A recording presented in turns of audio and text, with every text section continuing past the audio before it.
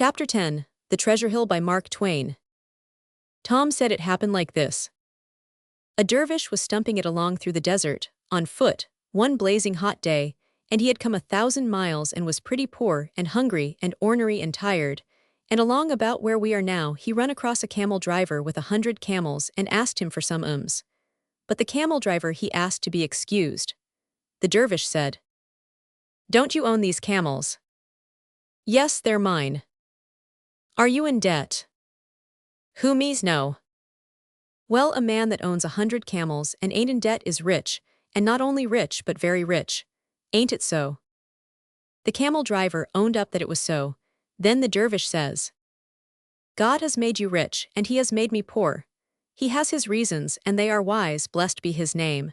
But he has willed that his rich shall help his poor, and you have turned away from me, your brother, in my need, and he will remember this, and you will lose by it." That made the camel driver feel shaky, but all the same he was born hoggish after money and didn't like to let go a cent. So he begun to whine and explain and said times was hard, and although he had took a full freight down to Balsara and got a fat rate for it, he couldn't get no return freight, and so he warn't making no great things out of his trip. So the dervish starts along again and says, "All right, if you want to take the risk, but I reckon you've made a mistake this time and missed a chance." Of course the camel driver wanted to know what kind of a chance he had missed, because maybe there was money in it. So he run after the dervish, and begged him so hard and earnest to take pity on him that at last the dervish gave in and says, "Do you see that hill yonder? Well, in that hill is all the treasures of the earth, and I was looking around for a man with a particular good kind heart and a noble, generous disposition, because if I could find just that man, I've got a kind of a salve I could put on his eyes, and he could see the treasures and get them out." So then the camel driver was in a sweat, and he cried and begged and took on and went down on his knees, and said he was just that kind of a man, and said he could fetch 1,000 people that would say he wasn't ever described so exact before. "Well then," says the dervish, "all right.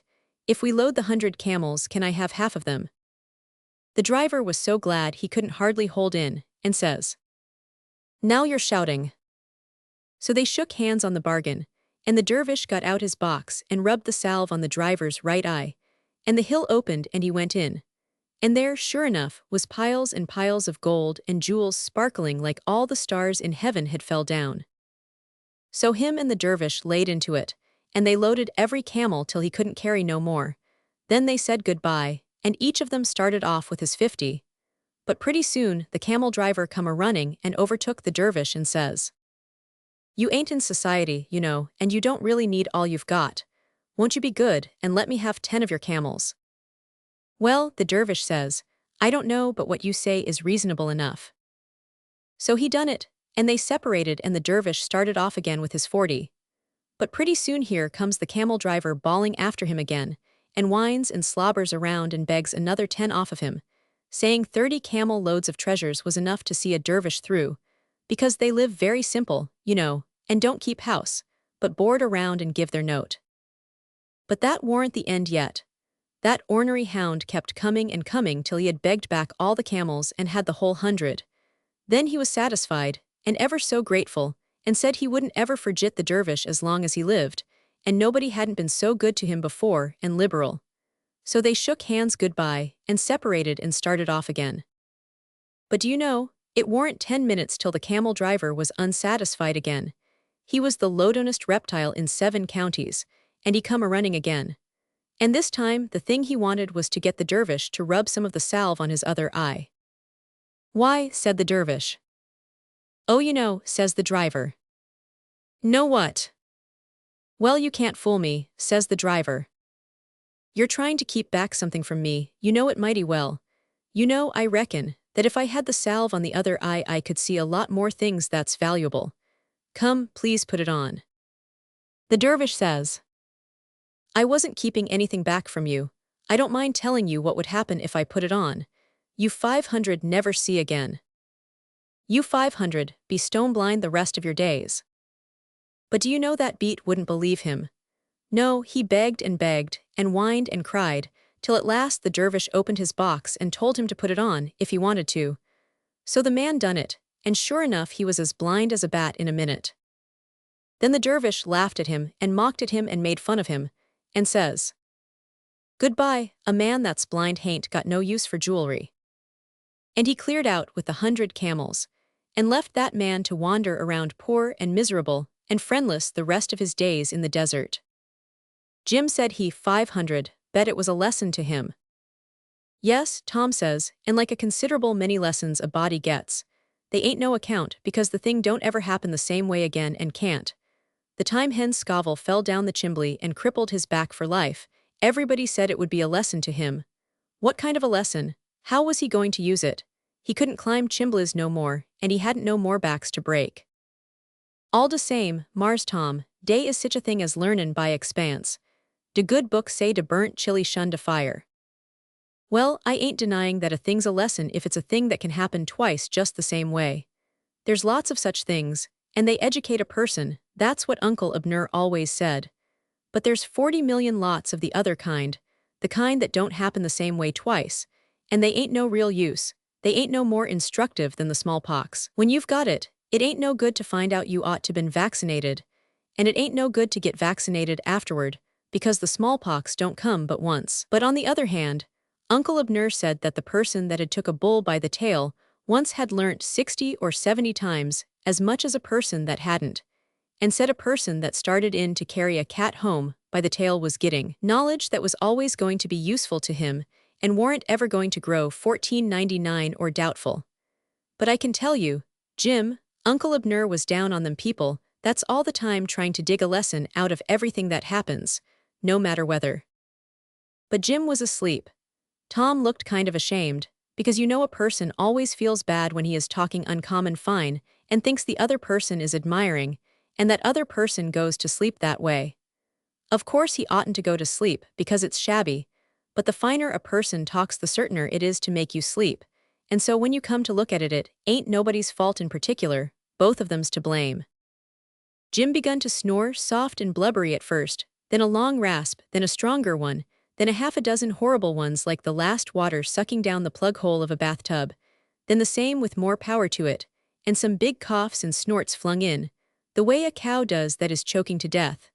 And, when the person has got to that point, he is at his level best, and can wake up a man that is in the next block with a dipperful of laudanum in him, but can't wake himself up, although all that awful noise of hissin' ain't but 3 inches from his own ears.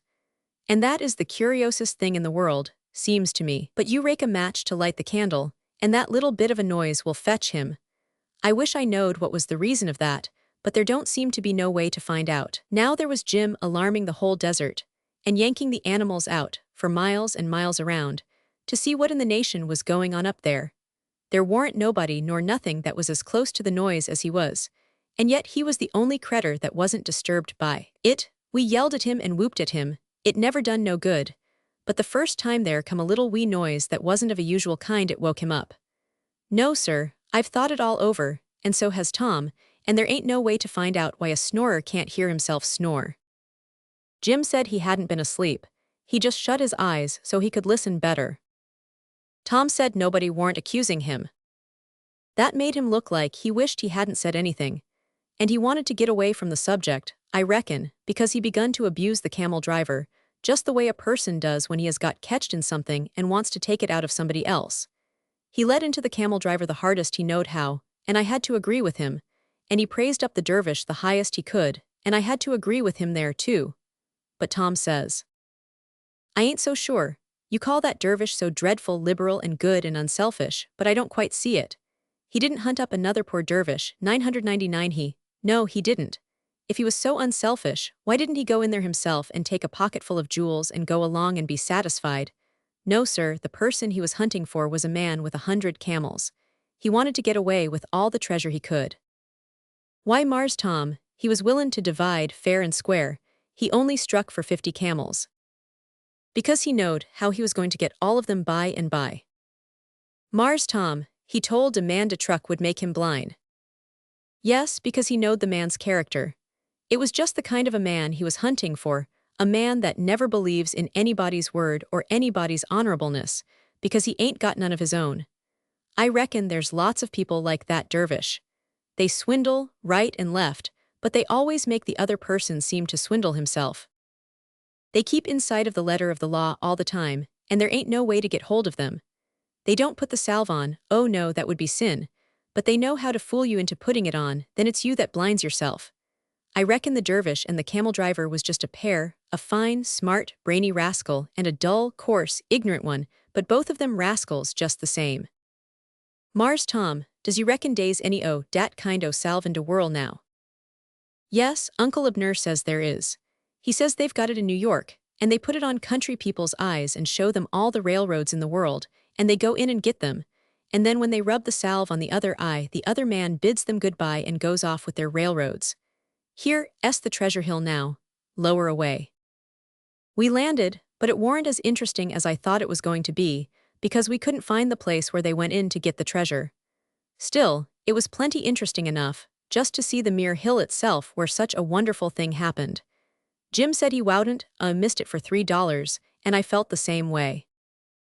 And to me and Jim, as wonderful a thing as any was the way Tom could come into a strange, big country like this, and go straight and find a little hump like that, and tell it in a minute from a million other humps that was almost just like it, and nothing to help him, but only his own learning and his own natural smartness. We talked and talked it over together, but couldn't make out how he done it.